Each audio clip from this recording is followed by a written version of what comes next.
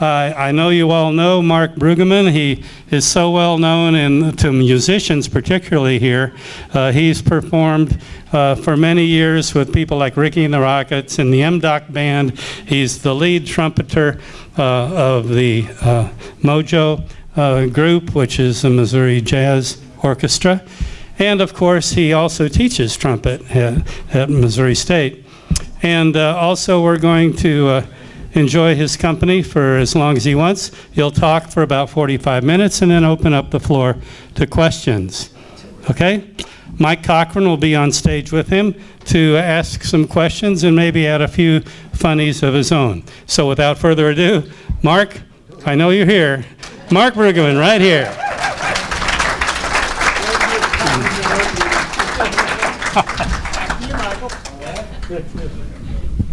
Here, you can have this. Oh, wow, yeah, we'll see what we can do.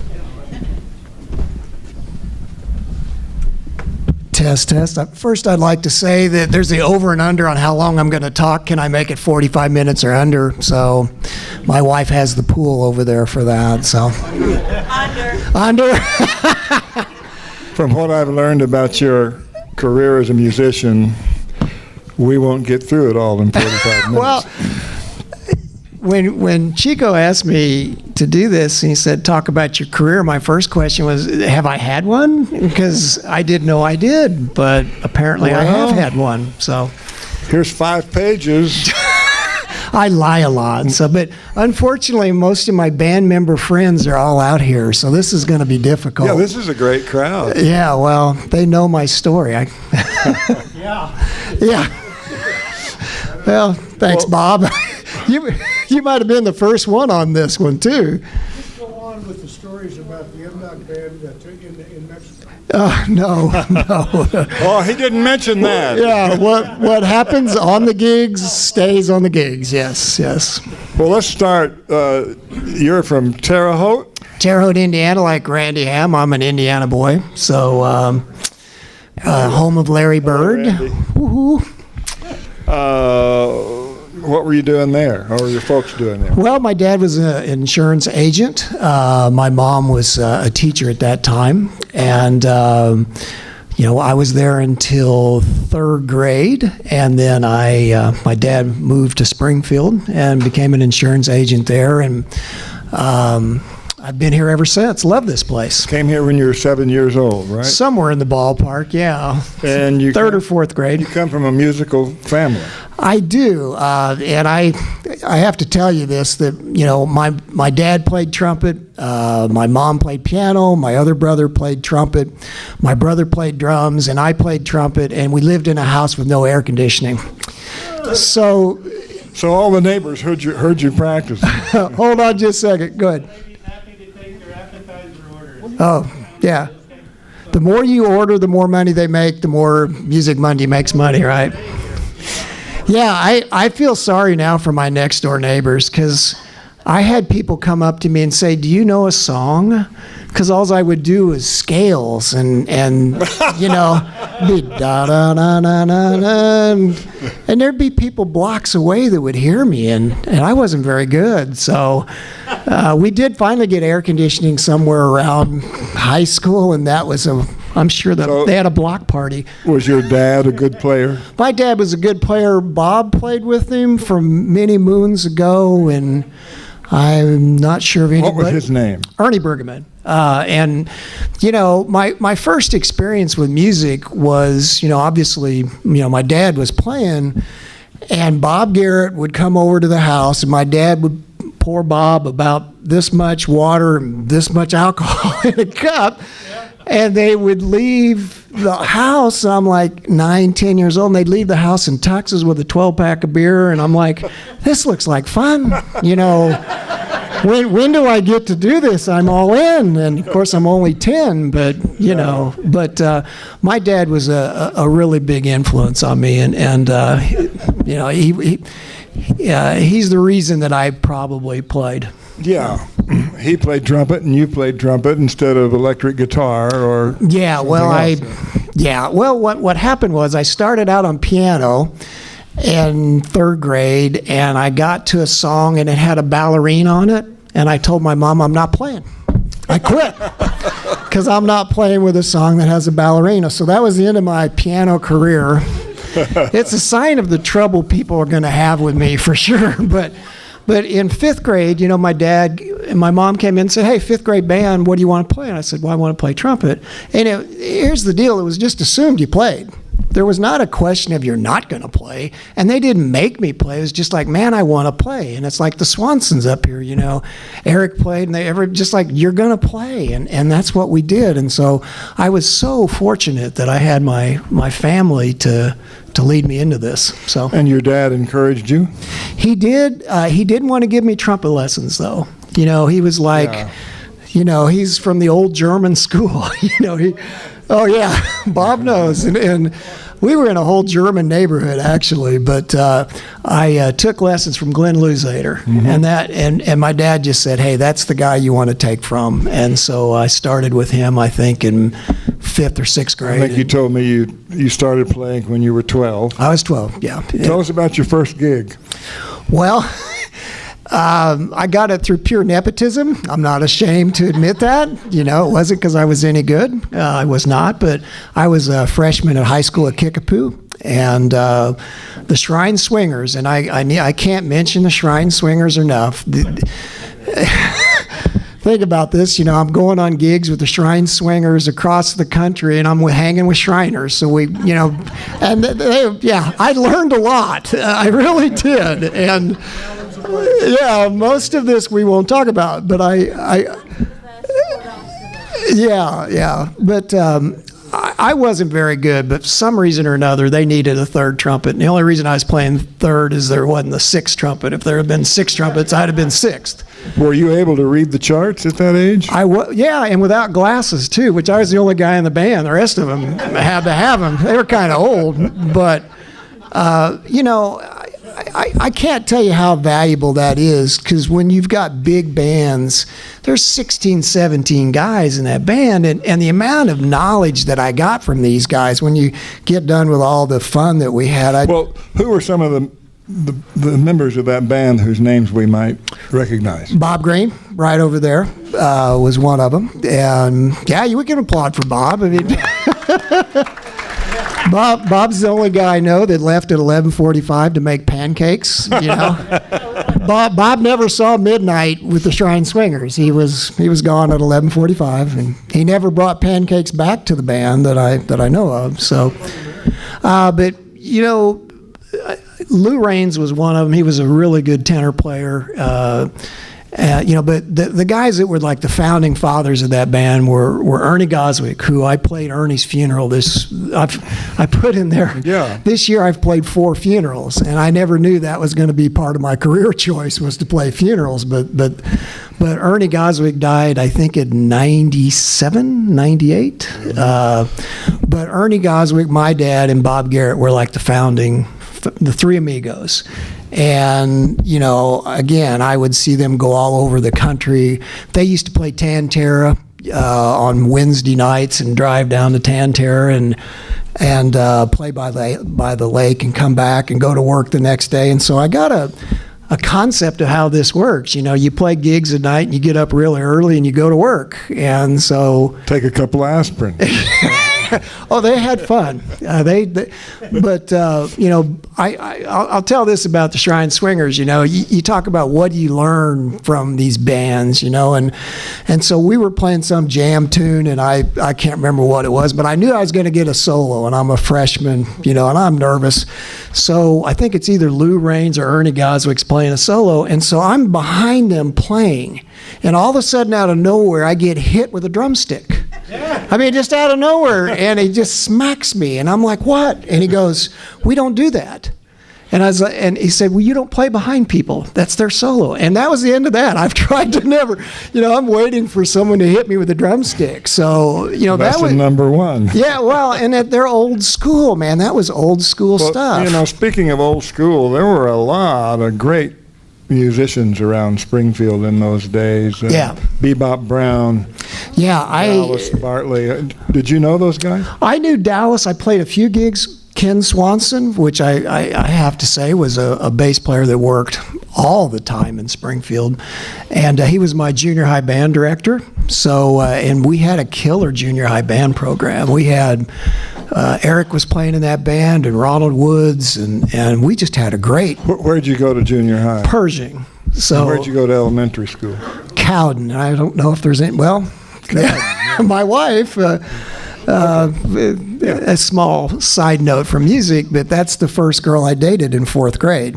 So, I know. We've been married, and boy, don't mess this up, Mark. 38 years. Thank you.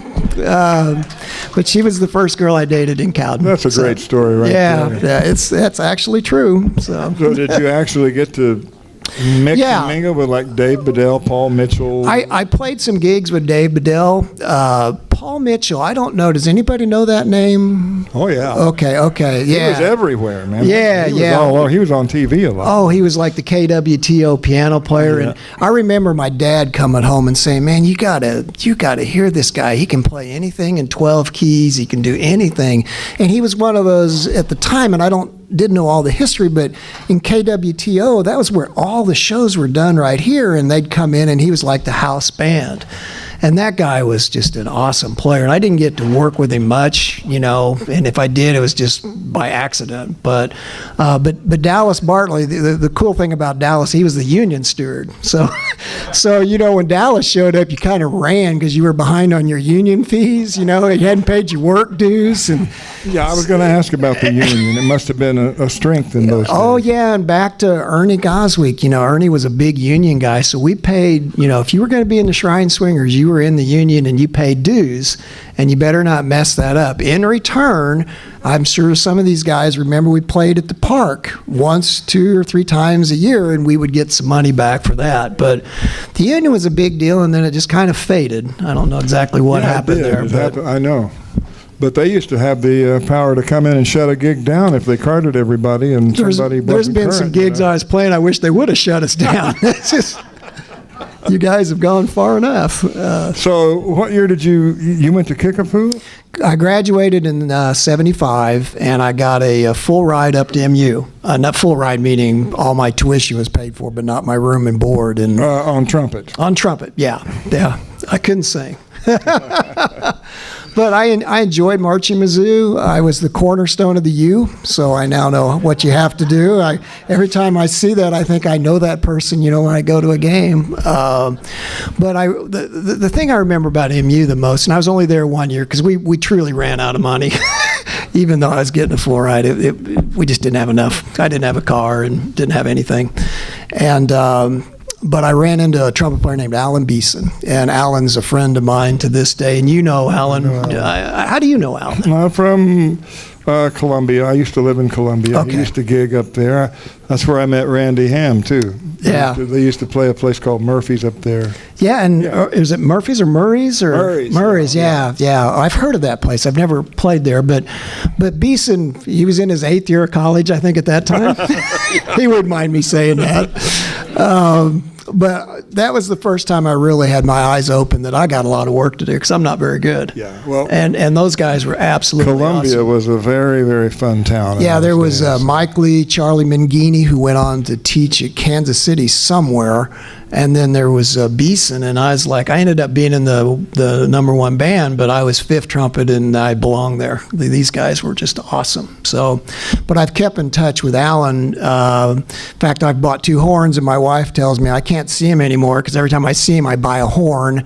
He's got 7 of them for sale. If anybody wants one, I'll see if I can help him out. Because he moved to Florida. He did move to Florida. He told me he was coming through Missouri yesterday. So after a year in Columbia, you came back to Springfield. I did, and I wasn't sure what I was going to do. I almost didn't go back to college. I was just burned out, and I don't know how you can be burned out at 19, but I was. But the only reason I went back to school is my brother went to school and says, let's take one class and chase girls. And I'm like, I'm in. So that's why I went back to college. I know, Linda, you're shocked at this, but But I joined Bill Hartman's band. He was my band director. So if there's anything I do wrong, it's his fault because he couldn't fix it while I was in college. But we had a good jazz band back then, and I was there until '79. So. And then you got with a group called Second Sight. Yeah, and that's Linda and Joe there, and they show up a lot in this discussion because Joe had played with my brother Ernie in a band called Asthma Circle, which I don't know if anybody remembers that band or not, but they were awesome. And Joe and Linda wanted to do another horn band, and that was the first time that I did something besides a jazz band, and that was around '78, somewhere in there. At the time, I was going to school Monday, Wednesday, and Friday, and I was working at Highland Dairy 10 hours a day on Tuesday, Thursday, Saturday, and Sunday. I had no days off. But we could play at night, and back when you're young, you can do that kind of stuff. Today, I cannot do that kind of thing. What kind of venues did you play? Well, I can remember our first gigs were like Cedar Shake. Remember that one? Wow, going way back. Yeah, you got to be old to remember that place. We played a lot of, country clubs, stuff like that. But there was also, as we improved as a band, and I have to say this, my career is following Linda and Carol. Those are the two that, because nobody wants to hear me play trumpet that much, and Linda, we are a 7-piece band, and we were doing Earth, Wind, and Fire, and she was just awesome. And so we had an agent come in town. We were playing at Beefmasters, or it might have been called Toby's, or I don't know what it was called. It went through like 12 names. But anyway, he came on the one night where that place was packed on Halloween night. And the name of the agent was Star Drive Productions. Uh-huh. And the guy said, we can have you go on the road. And we said, well, we want to record and be on the West Coast and all that. So he booked us. He hired us. And we all graduated in December of '79. We ended up in Grand Rapids, Michigan on New Year's Eve. And it was like, well, this isn't Hollywood. And we stayed at, I think, like the Elf Motel or something, it was a total bar dive, and that was and so anyway, I know I've transitioned, I made it through school, but I think we all would like to hear, this is well, if you're a musician, your life on the road. Yeah, well, you're playing 6 nights a week, and I assume you would show up someplace and play there for a week. Yeah, or two. Just as before we went on the road, I was still playing with the Shrine Swingers, and all the old timers went up to me and said, "Don't go, don't do this, don't do this." And of course, I had met we were not engaged, but my wife to be, and we were dating, and I said, "I gotta go. I'm seeking fame and fortune. I've got to go." And well, you're how old at this point? I should have been old enough to know better. No, I'd be 22, I think, at that point. Every musician dreams of getting out on the road. Well, the thing I would tell any young kid is, if you get a chance, you got to do it. And we were on the road about 9 months. And how'd you get along? Really well. There were a few bad nights where well, sure. We were playing like in Maryville, Indiana, which is really like Chicago, basically, sort of, and we were playing 7 sets a night. Oh. I know. It's like child abuse or something. That's a lot. And 7 sets? 7 sets. I don't know that we played them. 45-minute sets? Well, yeah, pretty much. Might have been. Man. That's brutal. Well, and best I could remember is it would end about 2 or 3 in the morning, because it's Illinois and there's no rules in Illinois. You just do what you do. But we did that for about 9 months, and we had some crazy moments out there. You told me that you used to open for Fast Freddy. The stripper, yeah. Now, tell us about Fast Freddy, Mark. Well, I have witnesses here, but yeah, we opened for Fast Freddy, and that's the kind of club it was. And he was like the first male stripper, the beginning of the Chippendales, But it was Fast Freddy on one night, and it was female mud wrestling the other night. Now, I don't want to ruin this for you guys, but the women ahead of time said who was going to win. So I know that you thought that they didn't, but they actually did. And I know. Who knew wrestling was fixed? Nobody knew that. But we played a lot of neat places. That was really So, help us picture this. So you're up on the bandstand. Yeah. Now, where's the mud wrestling pit? The mud wrestling pit was off to the right and back. And they weren't like right in front of you. No. But they would be backstage with us, and we'd figure out. We knew who was going to win, but nobody would bet us. All that show business camaraderie, man. Yeah. Well, and we also played, just crazy, band houses. So, we'd all live in the same band house for a week, and that's just chaos, So after 9 months... Yeah, we'd had enough. I think it was a group decision that we were all going to come back. And just as a side note on this, of the musicians in there, Joe's now the CEO of a $30 million company. Way to go, Joe. I'm rooting for you. Our bass player ended up being a cost accountant for Coors, and he retired from there. I run a company that manages about $60 million, and our saxophone player worked for KY3 and did internet sales. So once we got past the wild stage of our life, we thought we better make some money, and we made a lot of money. Actually, we could have lived on the road for maybe 20 years. How did you travel? Well, how many of you were there? There were 7 of us, and we had 3 cars and a van, or 2 cars and a van. Yeah. Wow. Yeah, well, it was the worst drive we had. We finished at like 1 a.m. in Jackson, Michigan, and we had to be in Johnson City, Tennessee, and that was like 16 hours or 17 hours, and no car broke, because if they do break back then, it's just like shoot it, that's it. You can't fix these things. Take the license plates off and leave it there. Yes. Donate it to charity. Somebody will get it. Sorry, I went way off the script. No. That's what we want, I mean, but it sounds, you laugh about it now, and I'm sure it was kind of rough when you all were doing it, but must be some of your fondest memories. Oh, it is. I would tell anybody to go on the road. You got to do it, and then you probably got to get off the road. Because, in dog years, 1 year on the road is just a long time, and it's like you go to bed at 4, you get up at 11, 12, Carol's done this as well. She's been a bar band person. She knows the routine. So you finally got back to Springfield, and then after a time... Yeah, we played at Custer's, which I think it was Dubs back then. I can't remember which one it was. They had the Mechanical Bull. You remember that phase? We were right in the middle of that one. We played Rawhide. We sold out, man.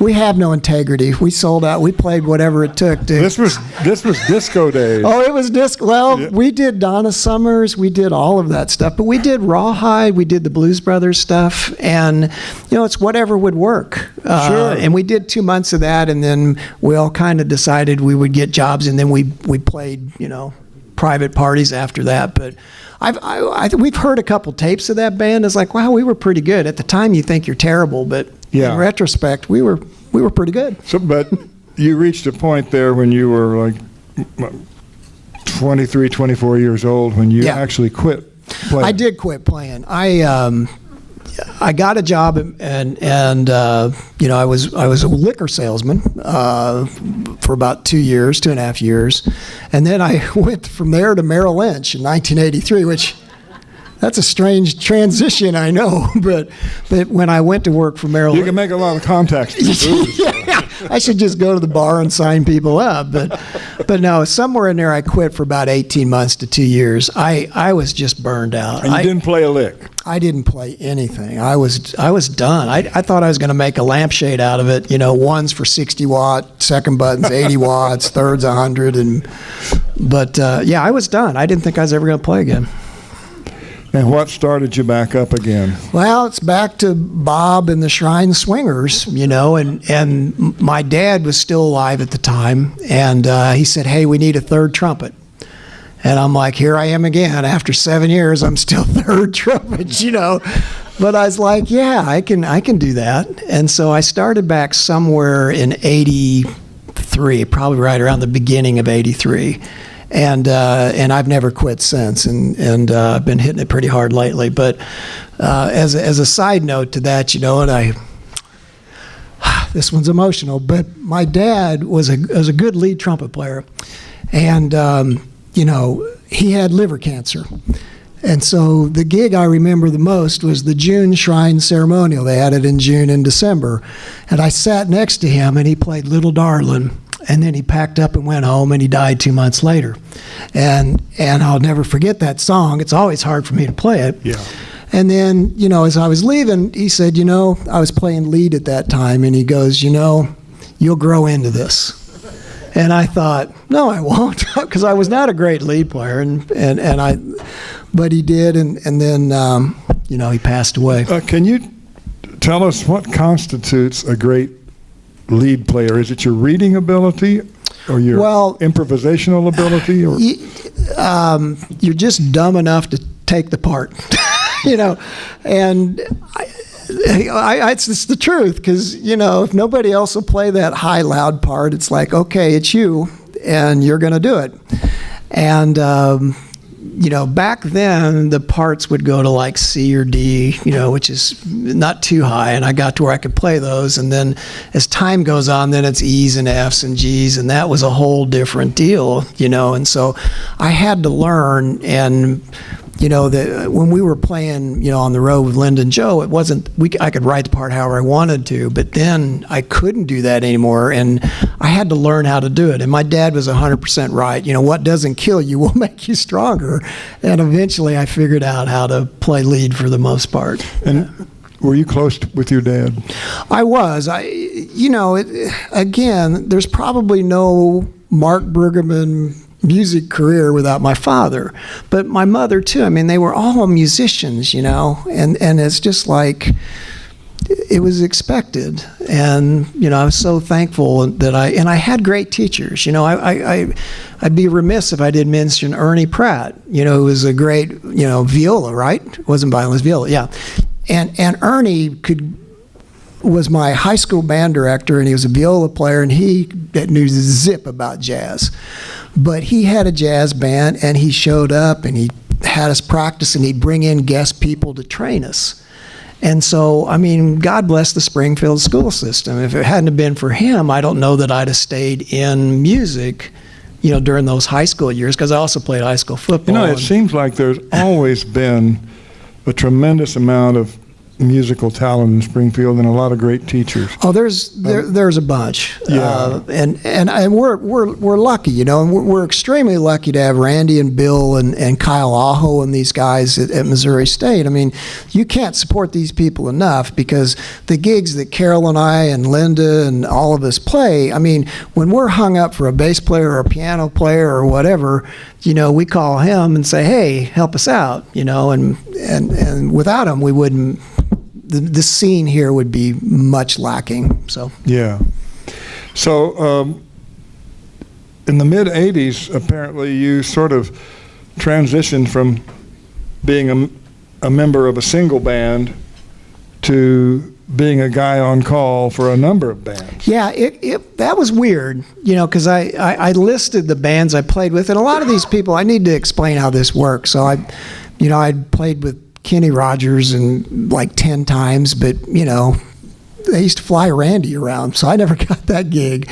But we played for a lot of acts that come in town, and the thing you need to know is that we don't see the book until 2:00, and we rehearse it at 2, and you play it at 8. And good luck, God bless you, and may the force be with you. And I was playing once with Bobby Vinton, and we had 16 bars in F, and then the next 16 bars went to G, and Bobby decided to repeat F, and none of us knew it. And we went on to the key change. I also got hit by a drummer, too. The trumpet player's always next to the drummer, and that guy whacked me, and said, were these shows in Branson? Yeah, when Bobby decided that before he opened his theater, he did a test run. I was part of that band, and we did 6 or 8 shows down there. I think it was Roy Clark's theater. And, literally, you just learn it that afternoon. And we did one with, the OJs, where we never played a note. Our first note was with the show, which is very awkward. You just talk it through. And that was weird. Yeah. I can't even picture that. Yeah, and I put in there that I had a bad experience with John Davidson. Well, John Davidson was having a bad experience himself. Yeah, I just need, for any of you that are musicians and think you don't have bad gigs, you got to admit, because that's part of truth in telling, but I have to tell this story because it's just, I almost quit over this one, but I got the call at 5:30, and back then there's no cell phones, so pick up my phone, and I'd been practicing that day, 45 minutes to an hour or something, and the guy says, hey, I need a trumpet player at 7. And I look at my watch, and it's like, what's 5:30? And he says, well, look, we need somebody, and they said you could do it, and I'm like, okay, let me call my mom, see if she can watch the kids, because Kelly and Todd were maybe 4 and 7 or something like that. So I call my mom, and she says, yeah, I'll watch him. I'm going to go play with John Davidson. So I drop her off, and I look in the rearview mirror at the Battlefield Mall, and it's 5:55, and the downbeat's at 7. I get to the theater, and it's 6:50, and they get a shirt on me, find a child size, shirt. And at 7, I'm walking on stage, and the trombone player says, now listen, let me hum to you the first song because it's not played like it's written. And I thought, I'm screwed. And I played just terrible. And I mean, it was one of those shows where I just couldn't get it. And at halftime, John comes back and says, can you guys quit making so many mistakes? And I'm like, no. And the guy that was the other trumpet player should have played lead, and I was playing second. So long story short, it was somewhere when I left the theater, I thought, I will never work in this town again. I'm done. And by the time I got to Ozark, 30 minutes later, I'm thinking, I'm never playing again. This is it. And then a day later, I thought, well, there's nobody that saw me in this, There's all these people from Iowa and Wisconsin. They don't know. And so I talked. They thought it was part of the act. Yeah, I mean, that guy's missing notes on purpose, But I just want to share that because I think it's important to say sometimes you really put in an awful. How was John Davidson himself doing?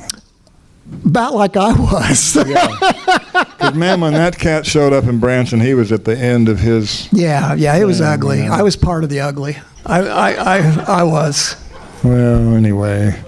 So, but you played with Kenny Rogers, Don Dino, The Temptations, Larry Wilhite, Bobby Vinton, the Shirelles, Ben E. King, Pat Boone, Debbie Boone, Shirley Jones, the Manhattan Transfer, Carrie Tillis, Johnny Lee, and others. Yeah, it all sounds impressive, but there's people here that have played with 5 times that amount of people. The thing that you again remember is that you're like a migrant farm worker. The work comes in town and they make the call out for people to play notes. You show up, play the notes, and gone. But I do want to say one funny story is that Benny King. So it was me and Wes Smith were playing. We're the only 2 horn players. And I guess when you sign a contract at Hammond's, you have to say how long you're going to play. And I guess his show was running short. And he needed time. And so we'd done the rehearsal with him, and suddenly, they need 5 more minutes of playing. I look up, and he's pointing at me. And I turn around like, who's behind me? Vamp, man, vamp. And so he called me out on stage to play, and I had no idea what the song, I didn't even know what the key was. And it's like, go. And it's like, okay. And that never happens. But that was a strange one. And then I was playing with Johnny Lee, who's not on that one. We were in a casino in Memphis. And Johnny Lee's band didn't know Soul Man. And so I was telling him, on the 3rd bar, you're an E, and then you transition to F on the 4th bar. And the guy saying, no, you're not. Yeah, you are. No, you're not. We were arguing about it. And the guy said, well, why don't you just ask Steve Cropper behind you? Oh, I'll shut up. So, unique moment. But it's cool to do that. So, you started getting calls to play small band gigs around 1990. Yeah. And was this when I assume that all this playing you've described to date was off charts. Yeah. You had charts. Pretty much. And this is the point where you started to get off the page? I was started to learn how to solo, and God bless Mike Lacey. You know, I've got pictures of me and the elk, you know, when you play it. I don't know if the elk's still there. Is it? Does anybody know? Yeah. It's still there? Okay. Yeah, and we'd put cigarettes in the elk's mouth and all, yeah. But Mike Lacey called me. It was Bungie playing drums, Dave Pease, and Lenore Thompson, and Mike. And we played 4 hours, and I didn't know but 20% of what they're doing, and I soloed on every song, whether anybody wanted to hear it or not. That's what I did, and it was great training for when I end up with Carol at a later date. You know, a lot of times you learn to fake it, and I did. It was really close to my house, so it was really cool. It's a way of life, you know? Yeah, but we did that for maybe every Friday or every other Friday for 2 or 3 years, and the thing about Mike that I learned a lot from is, you know, show up on time, don't get drunk, and, you know, be a professional. Yeah. And Mike was a professional. I'll tell you this funny story because Randy will back me up on this. We were opening a club in St. Roberts, and yeah, I can see you smiling now. This was a disaster. No, it was not Big Louie's. Though we would have probably won it. No. So anyway, we were going to open this club. We rehearsed for like 2 or 3 weeks. And the day or two before we were supposed to open it up, it got blackballed, meaning that nobody from the bass could go on the club. And I'd say there's 200 people or 200 people seating, right, somewhere in there. The first night we played to 4. The next night we played to 3, so we lost one somehow. I don't know what happened to that person. This is true, right? I mean, I'm not making it up. So then they hire us back for the next week, and we might have got to 6 and 2, but it was black. Nobody could go because it was off limits. And so, you know, if you ever have played to an empty room, we've got you beat. Because, I mean, it was cavernous. And I've done it, yeah. Yeah. Well, and the thing was that we never, what Mike did was we played 4 hours, and we had 15-minute break. We played the whole gig, and to nobody. So. How'd you do? Oh, say what? About the sign they had on the side of the tractor trailer. Oh, they misspelled all the words? To advertise the gig. I forgot that. They had like an empty trailer. Oh, yeah. With a white sheet on it that said "Big Band Music Tonight." Yeah, and it was 7 of us, and they misspelled words on it. It was like old Jed Clampett gave them their truck. That's what it looked like, and the check cleared. That's the best news I can tell you. So now, with moving ahead a couple more years, we come to Ricky and the Rockets. Yeah, well, none of us liked the name Second Sight, which was the name of the band that Linda came up with. It's a chick name band. So Rick Miller, who's back in the corner back there, we're having band practice, and we're trying to figure out a name for it. And we said, let's call it Ricky and the Rockets. And Linda goes, I hate that name. And we did, sold. So we became Ricky and the Rockets, and everybody thought she was Ricky. So it was perfect. What kind of band was this? We started branching off from the top 40 stuff into doing more cooler rock and roll, you know, and it was, and of course we went to Chico's place down at Fernando's Hideaway. So if you guys remember that, the cats walking down, you know, how many cats did you have down there? 3 cats, yeah. I only remember one, but. Fernando was the head. Fernando was the head cat? Okay, cool. But the cool thing about Fernando's was it wasn't air conditioned, or at least I don't remember it being air conditioned. So we'd start at 9 o'clock, and man, you know, I can remember some of Rick's solos were just burning. And we had Steve Ballou on drums, God rest his soul. He was a great drummer. And Joe and Linda and Rick and Dave Nutzel played bass, and Sid Norris or Dwight Swadley on trombone. Did you pack the joint?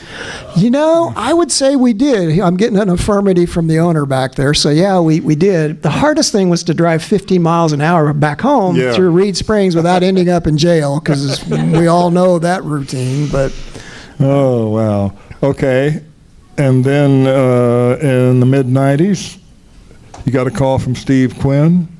I did. Our band was kind of winding down because Joe was out of the country about every day forever. And the band, you know, bands got life cycles, and this one was winding down. And Steve called me and he said, look, there's a band called MDock, and they play once every 2 months. And he said, do you have enough time? And I talked to Debbie, and I'm like, yeah, I think I got enough time to do this, And so we played harpos, and I was like, wow, there's a lot of people at this gig. And then we played cartoons when Gary Summers, thank you. And the place was just like had 150, 200 people, and I thought, uh-oh.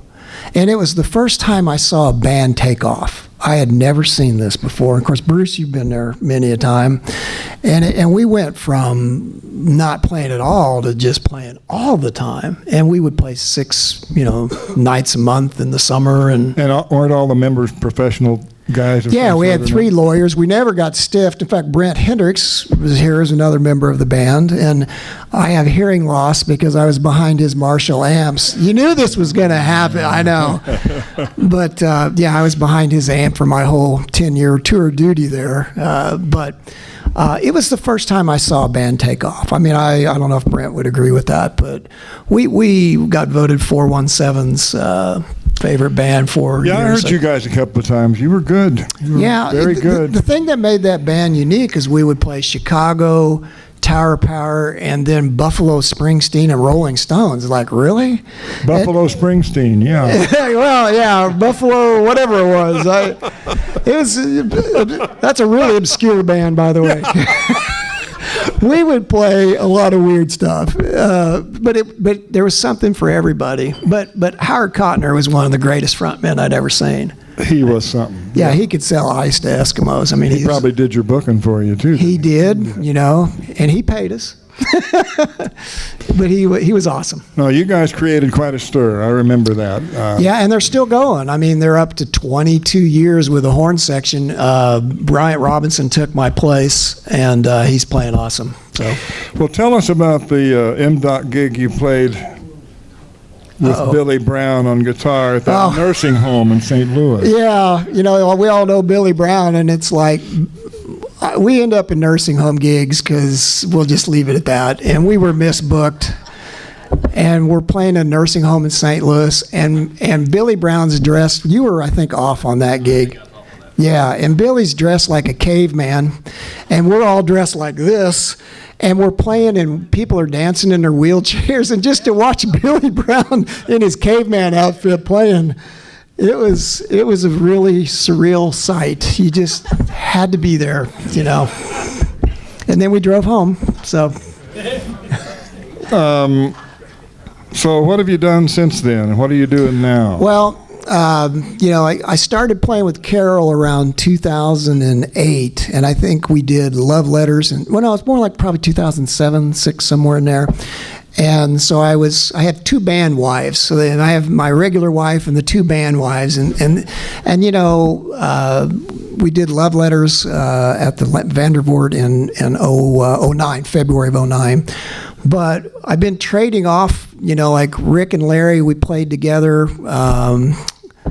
The Linda Solid Jazz Project, we played at Barley, Wheat, and Rye. We closed that club down, apparently. But, whoops, it happens. And then Carol and I, we've been playing at the Doubletree. We will be there August 16th. So if you want to come out and hear us. Carol's unique in that I have 198 songs on my iPhone of chord changes. I don't know if anybody else has 198 songs they do, but Carol's got them there. You've got one? All right, well, good.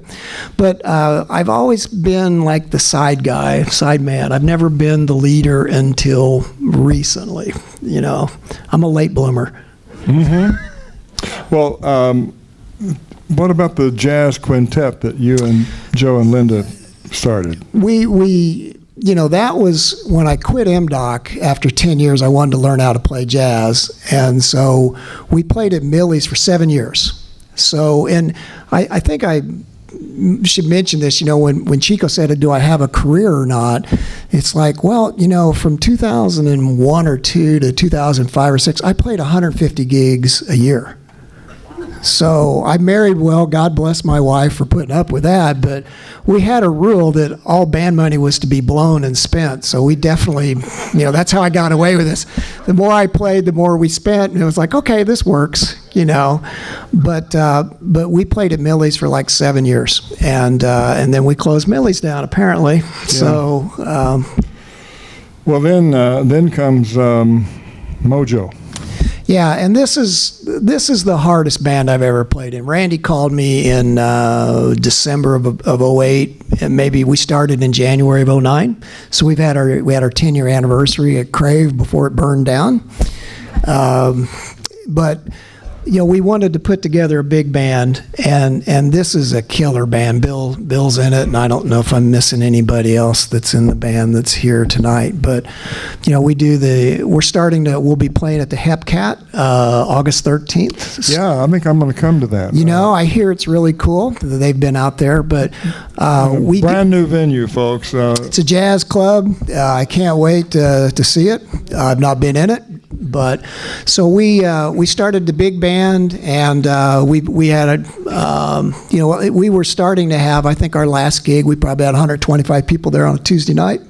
And we would encourage y'all, and I can see a lot of you, we got regulars all over the place that have been there. But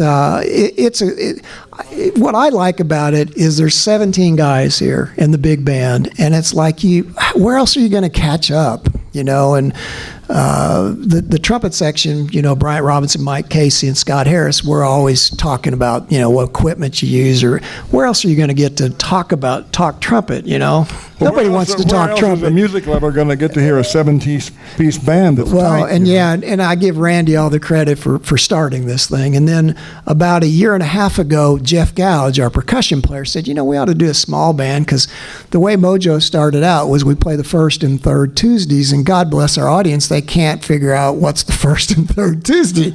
It's on the calendar.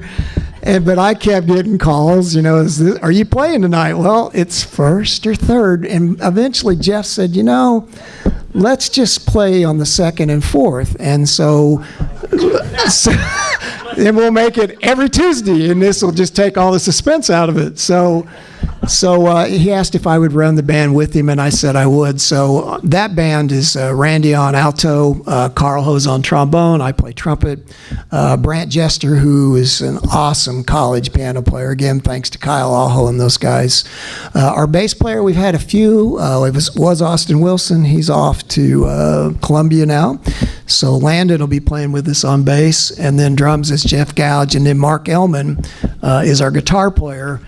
And Mark was the first guy that we actually let sing. When you let singers in a band, sorry girls, but it's like, oh Lord, here we go. I know. Suddenly the keys change, and so we've not done that. However, in October, fifth Tuesday in October, Kara will be our first vocalist for a guest shot. So, and then we'll have other ones. But so one of the neat things to me about your story, Mark, is that you're what, 62 now? 62. I'm old. All this experience? No, you're not. All this experience behind you, and you're not just looking back.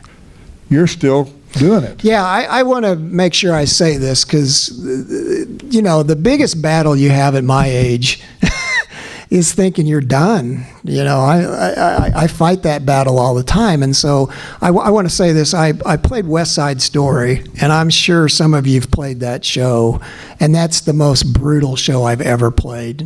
Somebody asked me how it was going. I said, well, if you think you know where one is, it's not there. It's just a really hard show, and you're playing lead trumpet, and you're playing like choir stuff and lead trumpet, and so anyway, I decided to during that, I thought this is really difficult. So I went and called Jay DeVersa, who would be a guy you guys would be he'd be a great person to talk to. So anyway, I started taking lessons again about 18 months ago, and I'm so happy I did, because I think that he's teaching me a new way to play that I didn't know. And so my goal is at 72 to be a hell of a lot better than I am at 62. Now I got to live to 72, but that's the goal. So I know I'm getting the shut up sign, and I guess the over made it, right? Well, so I just want to just hang on a second. So after all this, then you have a successful career in finance. Yep. Today was a rough day if you haven't owned stocks. Yeah. Don't hit me. I wasn't responsible for all of it. 2008 wasn't any fun either. Well, I could tell you stories about that. My question is this. throughout all of this, have you regarded yourself as a musician with a day job or a guy with a career who plays music as a hobby? Oh boy, that's a good one. Well, I would say music is a hobby, but I describe it as an intense hobby. I'm practicing 2 hours a day right now because I've got a certain place I want to get musically, and if it's just me in this little room and I get there, I'm going to be thrilled to death to do it. But I'm transitioning a little bit. My passion for music now is more than it's ever been, and my goal is to grow music in this town, whether it be Carroll or Linda or Mojo or whatever. So we're scheming about how to grow jazz in this town, and I want to be part of it. So yeah, well, thanks, Mark. Thank you, Mark. Thank you.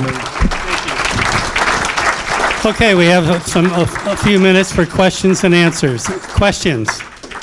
Raise your hand if you have a question. Oh, gosh. I thought I was going to talk long enough to run out the clock. I yield my time back to table number one. Okay, where is Mojo going to be playing? Okay, so thanks to the great efforts of Mr. Randy Ham behind you, who you should give a hug to after this is over, we will start playing at the Hepcat 7 to 9 on August 13th, and then we will, remember now, we're going to play every Tuesday. Every Tuesday, don't count weeks, every Tuesday. There's a parking garage right across the street, so you park there, or you can park behind and pay $5. Where is it at? Oh, it's at McDaniel and Campbell. So The old Ike Martin music. the old Ike Martin Music Building. It's right next to Murphy's. I should have just said that. It's right next to Murphy's. Another Right question? across from Indev, yeah. Okay, another question? Oh, Butch, come on, man. Hey, little Bix. That reminds me, I need to tell a story about that. Go ahead. Okay. Well, this was a financial question the joke's already been ruined, but I was wondering if the $60 million under advisement was last Friday or today's balance. I have less than $60 million as of today, or my clients do. I want to mention something about music, because we sometimes forget this, but music touches souls. I'm going to get a little sappy here for a second, but his dad, was it Parkinson's? Yeah. Yeah, his dad would come to Eris Pizza every Sunday night, and they would tell me that by Friday he'd start getting excited to come hear the Dixieland Band, and he would hear the Dixieland Band on Sunday, and he would be good until about Monday or Tuesday. You had 3 years to his life. Yeah, and so if you don't think music matters, I've played nursing homes before where people won't move, and then I'll play a military song and they'll start crying and try and stand up. And it's like, that it really touches souls. And your dad was the one that taught me this really is serious. There's something to this, Thank you for your speech this evening. I just want to remind everybody that on good old KSMU radio, we play jazz 5 nights a week, 10 or 11 until midnight, and then also playing blues, Irish music, and other kinds of excellent music 7 days a week that the commercial stations down don't touch. Perfect. So if you're in your car and you don't have anything worthwhile to listen to, tune in 91.1 and see how So you like it. what time does that show start? Usually at 9 or 10 in the evening, and it runs for an hour to 2 hours, 5 nights a week. So here's what you do. You go to Carol's gig on the 16th, and Yeah. it's over at 8:30. You tune in at 9, or you go to Mojo from 7 to 9, Right. or you can be at the Dixieland gig I'll be at this Sunday, or which, by the way, some people always ask, where am I? I will be playing at First and Calvary Church. Bruce will be there. I'll be there. Gary Ellison will be there, and if you know Gary Ellison, he could read the phone book and it'd keep you entertained for an hour. So the Dixieland Band's just kind of a sideshow, but we'll be playing this Sunday at First and Calvary, and then I'll also be playing at Roost from 6 to 8 Sunday, so if you're out there. So Question? Anyone? Okay, for your information, you are all posted on Facebook. We've got pictures of tonight's performance, so to speak. And, Should I mention that I've backed you up before in your songs? You know, doing Susie Q? when I first met you, you were playing with MDock Band. I was probably playing in the wrong key for your song, and you remembered me, right? No, you're doing great. But every once in a while, I do a cameo with MDock Band, and I could always hear that trumpet in the back. Yeah. It's Love like, that why is he back line. playing on my song? Love that back line, the key of A. Yeah. Okay. Any other comments, questions? Okay, well, you've been a great audience, and I want to tell you, there's no doubt, Mark, that people love you. You have groupies from every band you ever played with here. Well, And, these guys, this table right here really knows me. All of them know me. I mean, That's great. They've got the goods on me. So Well, it's, it is terrific, and Yeah. clearly, you said you played to a nobody in the house. Yeah. Tonight, you played to a full house. Well, I thank you very much. And again, I will say Thank you this. for coming. I could not do it without my wife. So thank you.